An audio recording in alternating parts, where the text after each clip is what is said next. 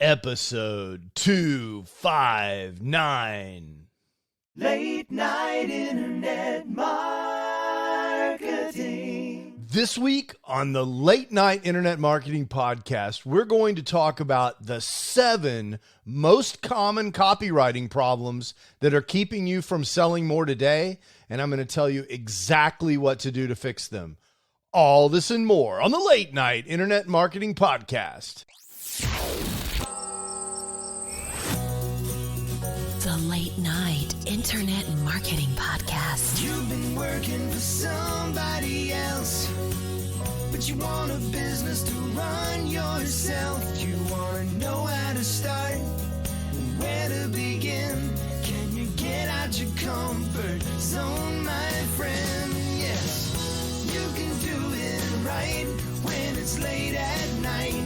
At the end of the day, your dreams burning inside. So keep it up and you will find that you're building your business one night at a time. And now, broadcasting late at night from a little studio in the big state of Texas, your host, Mark Mason. Hey, how is everyone doing? I am your host, Mark Mason, coming to you from the little studio in Dallas, Texas, where it has been absolutely beautiful for the last couple of days, and I have been in baseball crazy mode because my son is playing on the JV team sometimes and the varsity team sometimes, and we're going to all those games, and it's tournament season. And in addition to that, my daughter plays volleyball, and I'm just that typical sports parent that you see on TikTok that's dragging around a cooler and an armload of folding chairs, and sometimes I'm freezing, and sometimes I've got a sunburn. It's just absolutely nuts around here in Dallas right now, and I wouldn't trade it for the world. I tell you what, being a parent of happy kids is a fantastic, amazing blessing, and seeing them compete, even when they lose, is just fantastic. I just love it.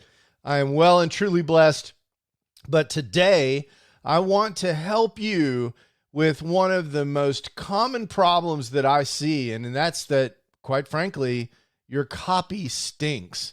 If you've got this problem, if you're trying to sell a thing, or you're trying to convert ads on social media, or you've got a sales page or a lead magnet or something that just won't convert, you've got an e-commerce platform and you're not selling enough product, this podcast is for you. I want to help you, and I am excited about it. I've got 7 things that you can do to improve your copy today, and I want to talk to you about those. You know, this was motivated by something that's going on with a friend of mine, my close friend, Ray Edwards, who is the most famous copywriter that I know. And I know a lot of copywriters, but he's written copy for guys like Tony Robbins, people that you've heard of online, like Amy Porterfield. He is a well-known copywriter, and he's done business all over the internet, and not just in the online business space or in the self-improvement space, but literally all over the place. And what you may not know about copywriting, and one of the things that is just so frustrating about copywriters, is he's like $100,000 guy. I mean, maybe sometimes you could get him to look at your copy for a 5-figure check, but typically if you're a business that wants to use Ray to write your copy, you're writing him a check in the neighborhood of $100,000. That's what great copywriters cost. And so therefore his clients are usually massive clients. This bothers Ray because he likes to help regular people like you and me with their copy as well. So he's done things to address this, to get his message about copywriting out. He created a copywriting framework, which we've talked about on the podcast before, called the Pastor Framework. He's also written books about how to write copy and so forth. But recently, he's introduced a brand new product where you can get access to Ray, and maybe more interestingly, get access to Ray's artificial intelligence copywriting tools, which I've used to write entire sales pages.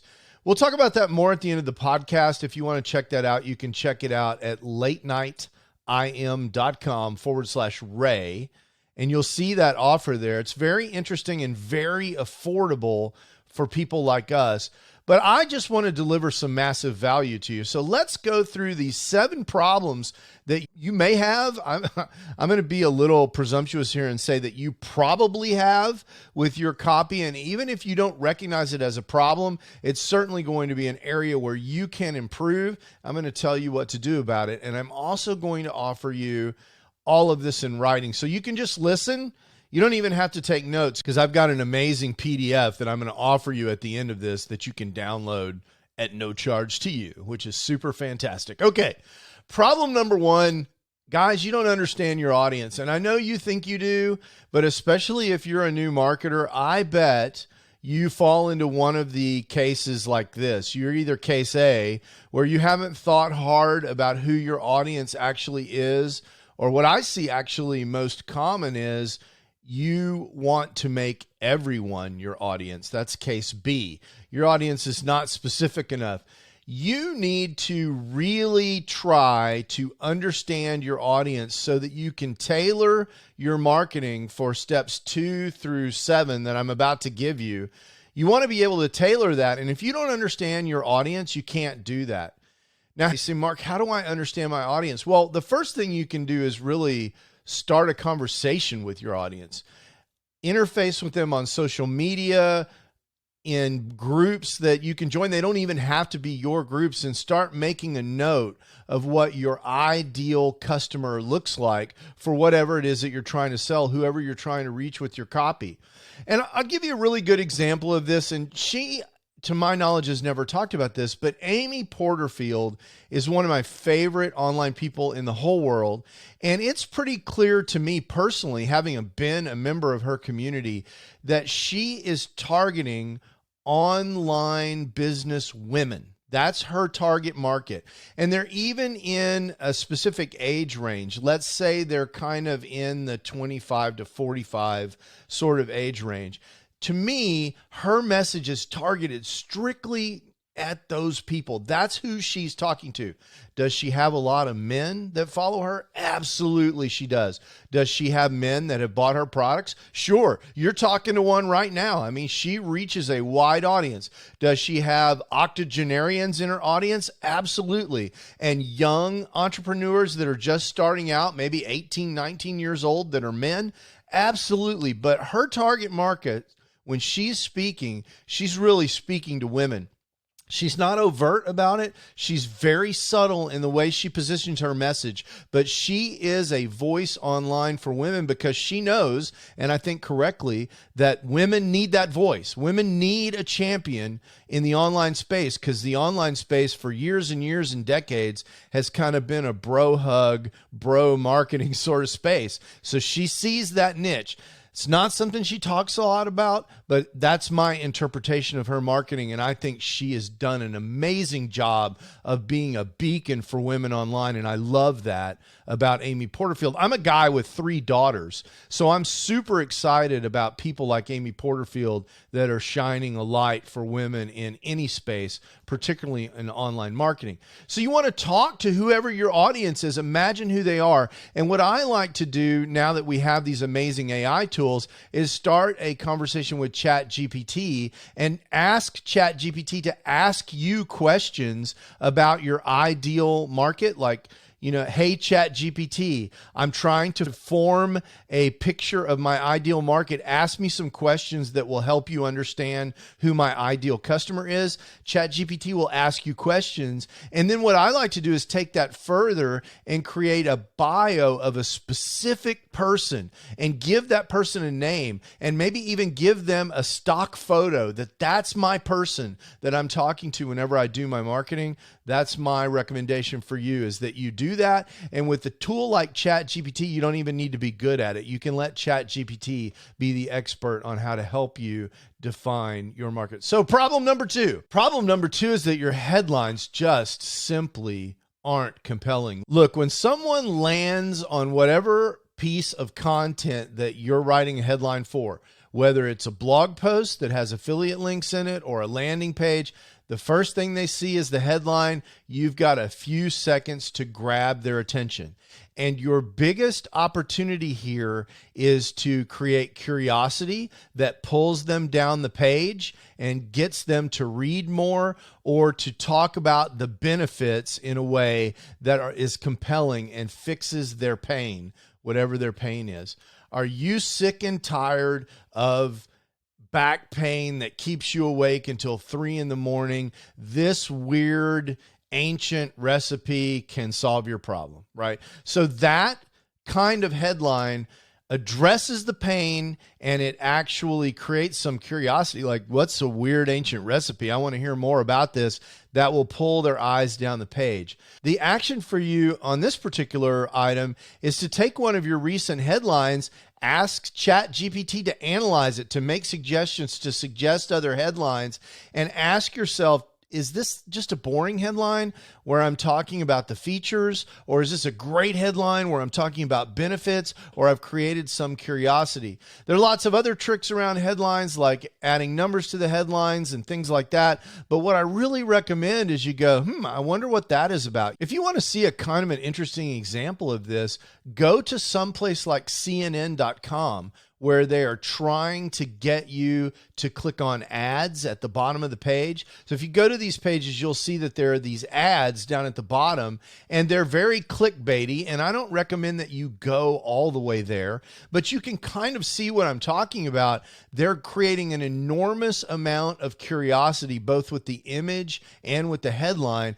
to get you to click. That's the kind of feeling that you want with your headline. So your action is to rewrite your headline, again, maybe using the help of ChatGPT to give you lots of ideas, and then test a couple. I think that's a really great way to get started in this area. Problem number 3 is that you're not asking for the sale. You know, it's one of the first things that Zig Ziglar teaches in his Closing the Sale. You've got to actually ask for the sale, or maybe your call to action is weak. And I'll give you an example. Look, I know you have copywriting problems, and I know those problems are keeping you from reaching the capability that you have to make money online and do great things and really achieve the lifestyle of your dreams. I don't want that for you. I want you to go right now to latenightim.com/Ray and check out Ray's new product. It's amazing. And it has the potential to solve all your problems. Look, you've got 2 choices, right? You can keep doing what you've been doing with regard to copywriting, and you can have poor calls to action. Or you can go right now to latenightim.com/Ray and check out this offer. I don't know how long it's going to be there, but if you go there right now, at least you can see what I'm talking about. I want you to pause this audio and go there right now. Go to latenightim.com/Ray. Okay, so you see what I did there, right? I had a very strong call to action. I'm telling you exactly what to do. And what I find when I see people writing calls to action, they're more like, well, you know, if you want to check this out, I guess you could, you know? I mean, why not?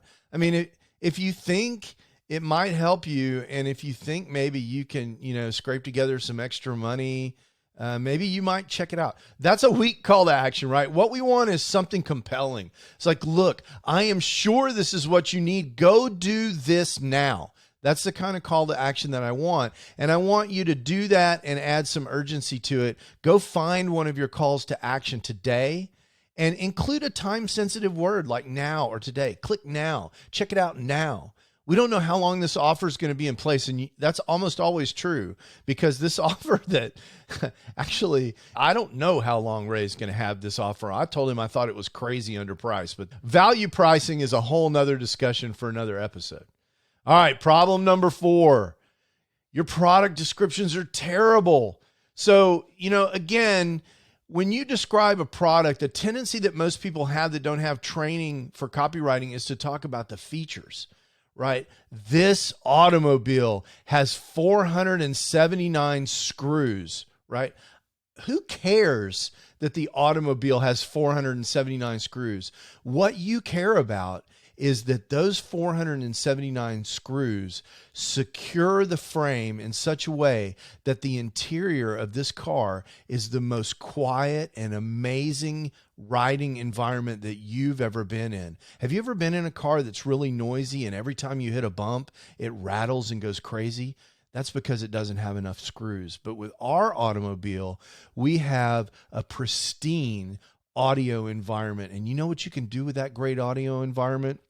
You can listen to the ballet, or you can listen to the Red Hot Chili Peppers, and your friends will be stunned and amazed at how nice it is to ride in your luxury vehicle. See, the feature is the screws that keep the car from rattling.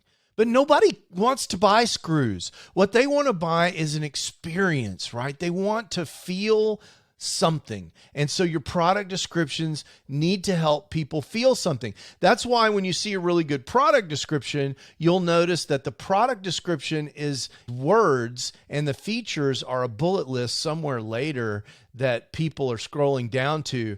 You want the benefits to be so compelling up front that by the time people get to checking the features, they've already decided to buy, and they're checking the features to validate their decision to buy the product. Okay. Problem number 5. No one is opening or reading your emails. Okay. See problem number 2 about headlines, because subject lines are basically headlines. We want to create curiosity. We want to make sure that people have a reason to read the email. Here's another thing that I will tell you that my experience is that personalization does help a little bit. So consider personalizing your emails when you send them. And most great email platforms like the one that I use, which is ConvertKit, which you can check out at latenightim.com/ConvertKit. Make sure that those features are present and that you're using them. And then the other thing that I would say is open rates are really important. They're important to deliverability. So you should consider segmenting your email list to tailor the opening line of your email to each segment's specific interest. So let's say you're creating an email about copywriting, and you know that some of your audience are brand new internet marketers that don't have much experience. They may not even have a website yet. And then some are experienced people who are definitely struggling with sales. You might craft 2 different headlines to address those 2 segments, but the content might still be the same. I'm still going to give you these tips, but what gets your curiosity is different. If you're a new marketer, you might look at a subject line about copywriting tips and say, copywriting? I'm not even to that yet. So you need to kind of think about who it is that's opening your email and considering segmenting that way. Either way, the next email subject line that you write, I want you to do 2 things. One is I want you to make sure that you consider the headline tips that I gave you above in headline tips. And then number 2, I want you to make sure that it makes sense that the segment that you're sending the email to has the right subject line. Okay. Problem number 6, your social media posts don't get any likes or subscribes or love at all. They're just terrible. And I think, this is a question about engagement. Like, are you just spewing stuff at people that they can just scroll past? Or are you doing something that you can actually create engagement in comments? And I think the best, easiest way to do this is to ask people questions. If you ask people questions on social media and encourage comments and interaction in the comments, this does 2 things. One, when people comment on your social media posts, it tells the algorithm that people value the post. They want to see more like that because they enjoyed it enough, or they felt strongly enough about whatever you said to actually engage in the comments. So that's a big signal that the social media platforms have to show that post to more people or to show your next post to more people. So that's really important. And then the second thing is, of course, when you're writing your social media posts are copy, and all of these tips apply, especially the headline one. I mean, you want to create curiosity and interest and catch people's attention. And understand, we're not talking about clickbait here. We're just talking about being an interesting writer. Write things that are interesting, that leave something to the imagination, that cause people to stop their scroll and engage with the post. And then finally, you've got the same problem with your blog posts. You're writing these blog posts and readers don't come back for more content. And what's the reason? Now, sometimes this can be a headline issue. We've talked about that a lot. And you may be gathering that one of the highest leverage things that you can do is get better at writing headlines. And that's absolutely true. The other thing I'll tell you here is the opportunity with blog posts is that you have something called subheadings. You have these like chapter markers in blog posts usually, and that does a couple of things. One is it makes the blog post easier to scan. So someone who's looking for a solution to a problem or particular piece of information, which is often the case, can find what they're looking for and they go, wow, this is a really helpful blog post. I'm going to share it. Or this is a really helpful website. I'm going to come back here and look for more. I'm going to subscribe.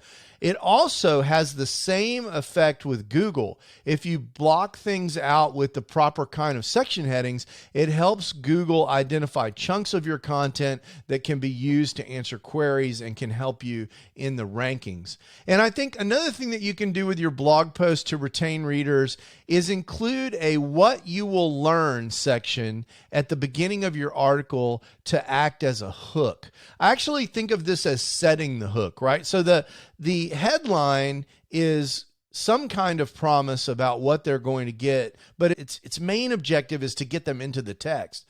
So you've kind of hooked them with the headline. Now, if you include a what you will learn section at the beginning of your article, then I think you can set that hook and say, aha, your reader will say, what they are looking for is going to be in this article, and they'll know that it's worth sticking around and reading.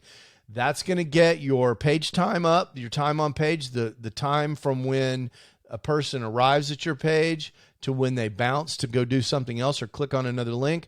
That time will go up because people will know that what they're looking for is there. All they need to do is find it. And that's great because Google will see that signal and it will show your page to more people. So those are your 7 tips. You want to make sure you understand your audience. You want to make sure your headlines are compelling. You want to make sure your calls to action are strong. Your product descriptions focus on the benefits of what it is that you're selling. Your emails have great subject lines that are targeted to the people that are supposed to be reading them. And your social media posts are engaging and they ask for people's feedback. And finally, that you make sure that you let readers understand that your blog posts are relevant as soon as you can, because that will help them stick on the page. So that's your 7 copywriting tips, but that's not all. I got one more for you because this is something that I work on all the time. And that problem is your landing pages just aren't converting. So this is your bonus tip. Tip number 8, we're going to address the problem of landing pages not converting. So I'll tell you many things about landing pages. The first thing is it's really hard, at least in my opinion, to guess what a landing page change is going to do to conversions. You may create what you think is the best landing page you've ever seen, and you may find that it doesn't convert very well. And then you may change a thing on that landing page that you think is going to make it worse, and it may make it better, or vice versa. I will tell you, this is a very difficult thing, and the only solution to this is to do some sort of testing. And I'll tell you something about landing pages. Small changes in conversion rates of your landing page can make huge differences in your profitability as a business. So this is worth your time. You want to make changes on your landing page one at a time, change one thing at a time, and send enough traffic to that page to test. It totally depends on the niche, and you can do kind of statistical analysis, but my rule of thumb is you sort of need 100 visitors before you make a decision about whether or not a change made something better or worse. And if you say to me, well, Mark, I don't have enough visitors to do this kind of testing, I say to you, why not spend a few bucks on paid traffic? And that way you can use that to test your landing pages, and you can optimize sort of one thing at a time.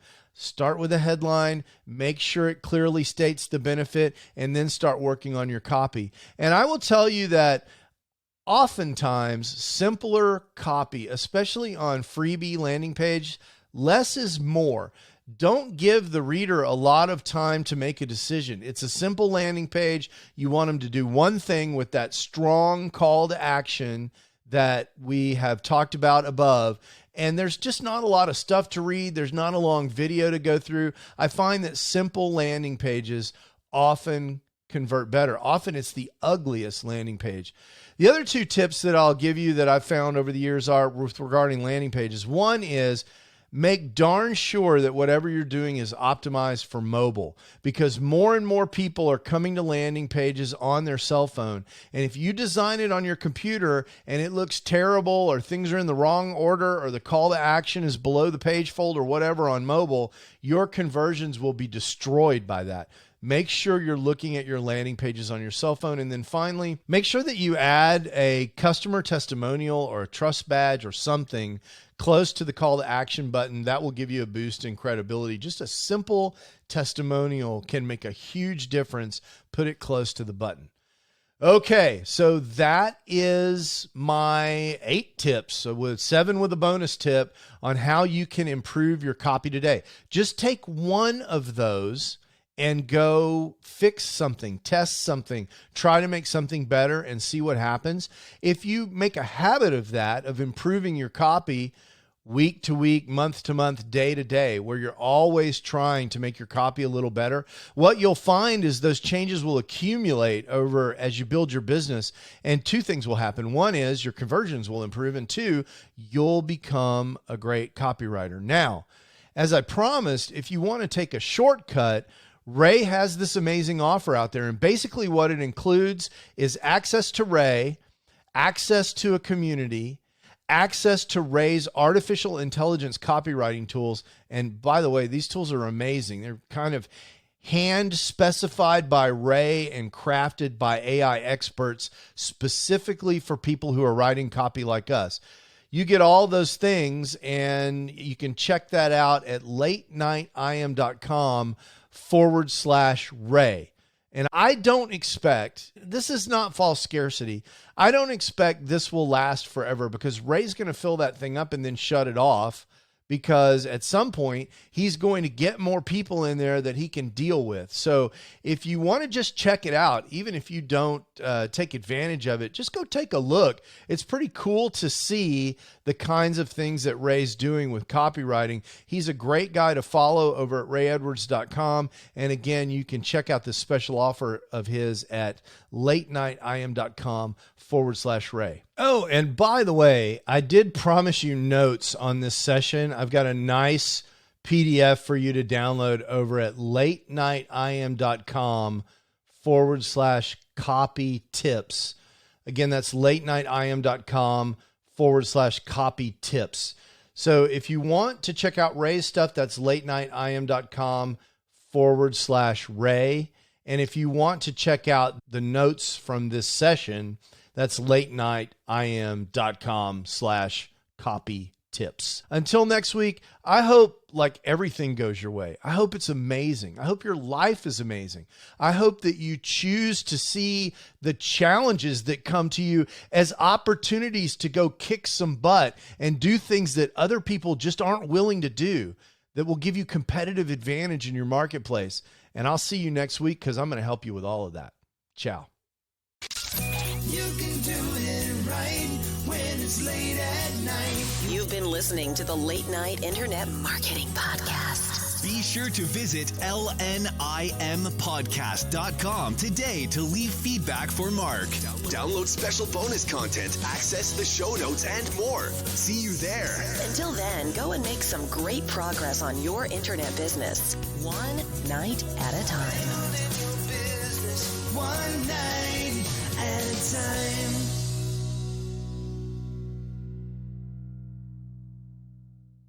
Copywriting is a really interesting thing. And just marketing in general, but I think copywriting in particular is a really interesting thing. Of all the marketing things, I think copywriting is the most important thing. And I'll tell you why.